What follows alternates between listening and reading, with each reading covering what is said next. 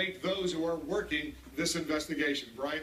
Wolf, tonight, so many obstacles facing the recovery teams. Officials are telling us the terrain is steep, rugged, unstable, so unstable that investigators at the site have to be tied to one another.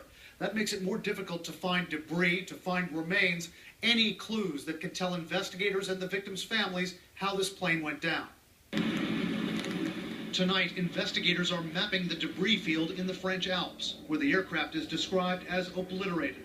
Recovery teams are struggling to get to the wreckage, spread far apart, starting at an altitude of about 6,000 feet. Their challenge, navigating vertical slopes and deep ravines, is enormous. They may have little cliff edges that they may have to pick things off of. So as they descend, they may have to stop, similar to this, gather things, put them into a bag, and then keep rappelling down.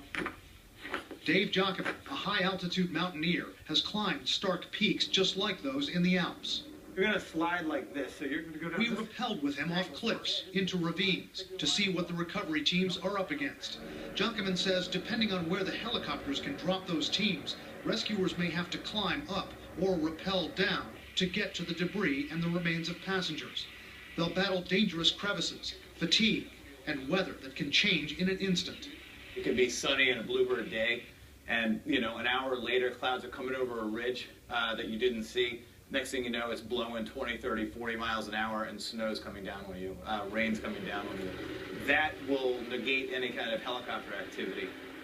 Those conditions stand between investigators and their ultimate goal, to examine pieces of this plane and determine what happened to it.